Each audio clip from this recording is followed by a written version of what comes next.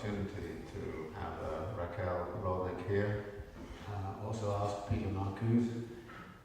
He's an Emeritus Professor from Columbia University and of course a prolific author on questions of housing and a great authority on housing in both the United States and also in New York City. Particularly at a moment where it seems like we're about to elect a governor who not only says when if he comes in he's going to do battle with all the public unions, but probably also he'll do battle with all sorts of other social movements as well. So with that, let me turn it over to Raquel and ask her to talk on the issues that are most preoccupying for her. Raquel. So, okay, is that okay?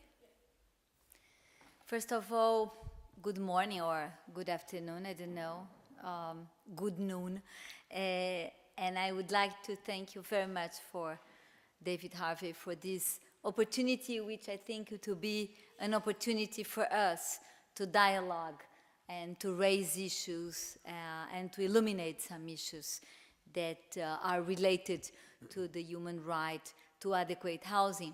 So what I would try to do here is more to provoke an introduction for us to follow up then in a discussion. First of all, just making sure the starting point of my talk, which is adequate housing is a human right. Adequate housing is a human right. This is not something which is very evident. It's not evident at all, for instance, in the United States. Every time that during my mission here in the United States last year as a special rapporteur on the right to adequate housing for the Human Rights Council, that I was talking about the right to adequate housing, national authorities here replied me saying that we don't use this language. Here in the United States, housing is not a human right. We don't accept and ratify the economic, social, and cultural rights, which is part of the international conventions and international legislation on human rights.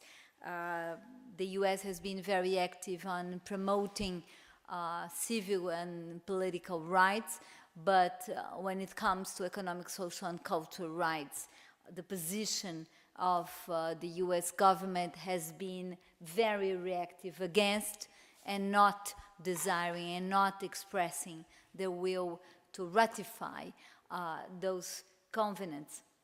As a housing policy specialist and not coming from the human rights field, I think that the most important question here is not if it is a human right or not in a legal aspect, but I think that the most important question here is that how much the issue of housing is dealt with as a basic human right, a basic component for an adequate standard of living for all.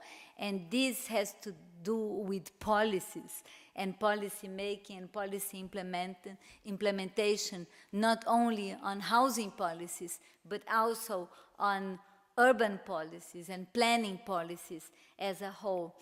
But what I think I can contribute to this debate today is trying to bring here a picture of the international scene on the right to adequate housing, which as a product of my role as a rapporteur and the opportunities I had to visit different countries in the last 2.5 years.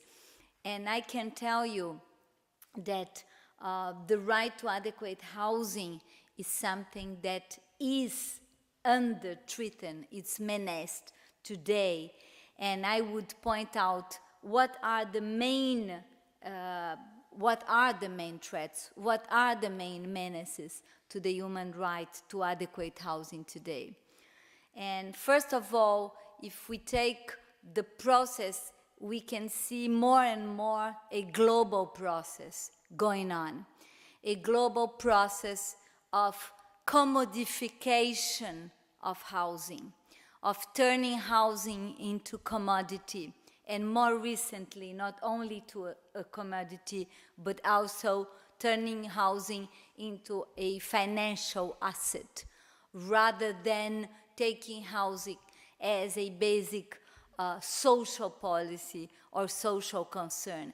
And I will refer to the impact of this paradigm, which is now a universal paradigm, and it has different impacts on different countries.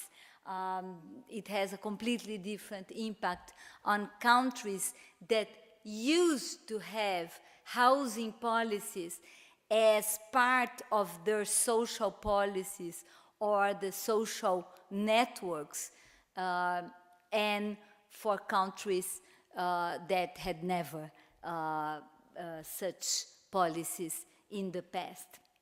But the overall paradigm is a global paradigm that I was referring to under globalization in the neoliberal era, which is basically related to the increasing movement of capital surplus, and basically to the free flow of capital surplus and the impact it has over the globe.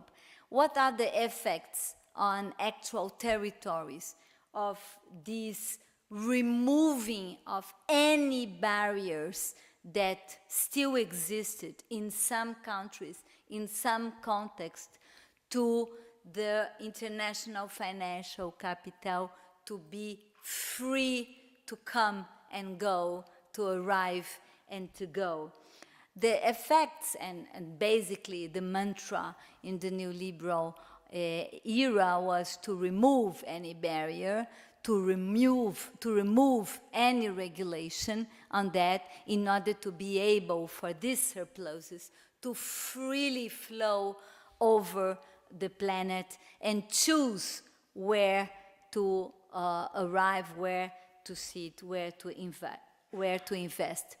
On the urban scene, what we can see is that the dismantling of the old division of labor between cities and between regions, with a lot of in older and former industrial cities being completely closed down and collapsed, and the jobs being relocated elsewhere.